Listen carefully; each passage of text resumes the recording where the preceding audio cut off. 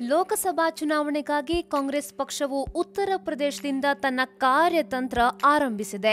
ಈ ನಡುವೆ ಕಾಂಗ್ರೆಸ್ನ ಮಾಜಿ ಅಧ್ಯಕ್ಷೆ ಸೋನಿಯಾ ಗಾಂಧಿ ಅವರು ಯಾವ ಕ್ಷೇತ್ರದಿಂದ ಸ್ಪರ್ಧಿಸಲಿದ್ದಾರೆ ಎಂಬ ಕುತೂಹಲ ಕೆರಳಿಸಿದೆ.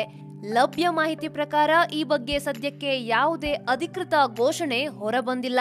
ಸೋನಿಯಾ ಗಾಂಧಿ ಅವರು ಅನಾರೋಗ್ಯದಿಂದ ಚೇತರಿಸಿಕೊಳ್ಳುತ್ತಿದ್ದು, ಈ ಬಾರಿ ಚುನಾವಣಾ ಕಣಕ್ಕಿಳಿಯುವುದೇ ಅನುಮಾನ ಎಂಬ ಸುದ್ದಿಯೂ ಇದೆ. 19 ವರ್ಷಗಳ ಕಾಲ ಕಾಂಗ್ರೆಸ್ ಅಧ್ಯಕ್ಷೆಯಾಗಿದ್ದ ಸೋನಿಯಾ ಗಾಂಧಿ ಅವರು 2017ರಲ್ಲಿ ಪಕ್ಷದ ಜವಾಬ್ದಾರಿಯನ್ನ ಪುತ್ರ ರಾಹುಲ್ ಗಾಂಧಿಗೆ ವಹಿಸಿಕೊಟ್ಟರು. ಸದ್ಯ ಯುಪಿಎ ಚೇರ್ಮನ್ ಆಗಿ ಸೋನಿಯಾ ಗಾಂಧಿ ಕಾರ್ಯನಿರ್ವಹಿಸುತ್ತಿದ್ದಾರೆ. ಮೈತ್ರಿ ಪಕ್ಷಗಳ ಜೊತೆಗೆ ಸಂಪರ್ಕ ಸಂಪನ್ಮೂಲ ವ್ಯಕ್ತಿಯಾಗಿ ಸೋನಿಯಾ ಇದ್ದಾರೆ. ಕಳೆದ ಹಲವು ವರ್ಷಗಳಿಂದ ಸೋನಿಯಾ ಗಾಂಧಿ ಅವರು ತೀವ್ರ ಅನಾರೋಗ್ಯಕ್ಕೆ ತುತ್ತಾಗಿದ್ದಾರೆ. ಅಮೆರಿಕ ಸೇರಿದಂತೆ ವಿವಿಧ ದೇಶಗಳಲ್ಲಿ ಚಿಕಿತ್ಸೆ ಪಡೆದು ಮತ್ತೆ ಭಾರತಕ್ಕೆ ಮರಳಿದ್ದಾರೆ. ಅನಾರೋಗ್ಯ ಬಾಧಿಸಿದರೂ ಸಕ್ರಿಯ ರಾಜಕಾರಣದಿಂದ ಹಿಂದೆ ಸರಿದಿಲ್ಲ. ಆದ್ರೆ ಈಗ ಪುತ್ರಿ ಪ್ರಿಯಾಂಕಾ ಗಾಂಧಿ ಅವರು ಸಕ್ರಿಯ ರಾಜಕೀಯಕ್ಕೆ ಎಂಟ್ರಿ ಕೊಟ್ಟ ಬಳಿಕ ಸೋನಿಯಾ ಅವರು ಚುನಾವಣಾ ರಾಜಕೀಯದಿಂದ ಹಿಂದೆ ಸರಿಯಬಹುದು ಎಂಬ ಶಂಕೆ ವ್ಯಕ್ತವಾಗಿತ್ತು.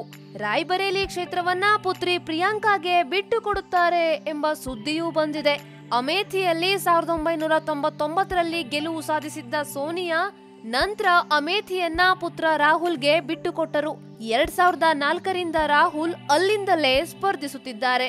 ಮತ್ತೆ ರಾಯ್ಬರೇಲಿಗೆ ಮರಳಿದ ಸೋನಿಯಾ ಅವರು ಸ್ಪರ್ಧಿಸಿದ್ರೆ ಮುಖ್ಯ ಕ್ಷೇತ್ರ ರಾಯ್ಬರೇಲಿ ಆಗಲಿದ್ದು, ಮತ್ತೊಂದು ಕ್ಷೇತ್ರವನ್ನ ದಕ್ಷಿಣ ಭಾಗದಲ್ಲಿ ಆಯ್ಕೆ ಮಾಡಿಕೊಳ್ಳುವ ಸಾಧ್ಯತೆಯೂ ಇದೆ.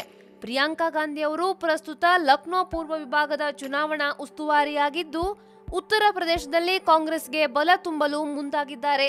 ಉತ್ತರ ಪ್ರದೇಶದಲ್ಲಿ ಈಗ ಬಿಜೆಪಿ ವಿರುದ್ಧ ಸಮಾಜವಾದಿ ಪಕ್ಷ ಹಾಗೂ ಬಹುಜನ ಸಮಾಜವಾದಿ ಪಕ್ಷದ ಮೈತ್ರಿ ಜೊತೆಗೆ ಕಾಂಗ್ರೆಸ್ ವಿರುದ್ಧವೂ ಸೆಣಸಬೇಕಿದೆ.